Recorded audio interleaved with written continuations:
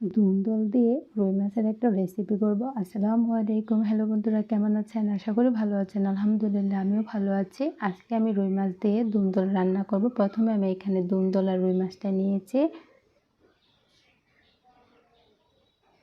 তারপরে এখানে আমি পরিমাণ মতো মশলাগুলো নিয়েছি। পেঁয়াজ কুচি, পেঁয়াজ বাটা, রসুন বাটা, লবণ আর মরিচের গুঁড়া, হলুদের গুঁড়া, ধনিয়া গুঁড়া। এখন আমি মাছটাকে ভালো করে হলুদ আর মরিচ দিয়ে মেখে নিব। মাছটা আমার ভালোভাবে মাখানো হয়ে গিয়েছে। এখন আমি একটি কড়াই তেল দিয়ে নিব।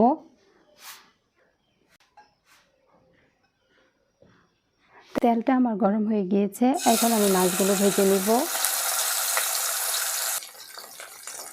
মাছটা আমার ভালোভাবে ভাজা হয়ে গিয়েছে। এখন আমি এগুলো তুলে নিব।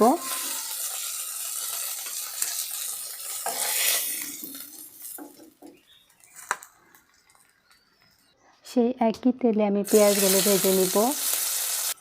পেঁয়াজগুলো আমার ভালোভাবে ভাজা হয়ে গিয়েছে। এখন আমি এখানে ধুন্দলটা দিয়ে দিব।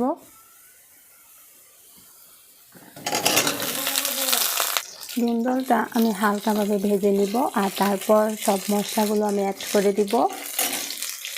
মশলাগুলো দিয়ে দিব।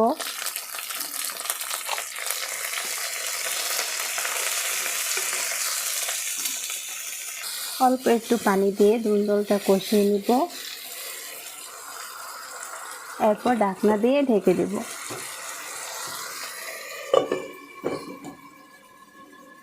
ধুন্দলটা আমার ভালোভাবে কষানো হয়ে গিয়েছে। এখন আমি এখানে মাছগুলো দিয়ে দিব আর ঝোলের জন্য পরিমাণ মতো পানি দিয়ে দিব।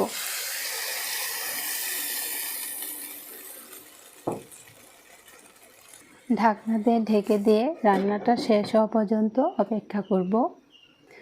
ধুন্দল দিয়ে রুই মাছ এইভাবে রান্না করলে খেতে খুবই দারুণ হয়। রান্নাটা আমার হয়ে গিয়েছে। এখন আমি চুলাটা অফ করে দিয়ে নামিয়ে নিব।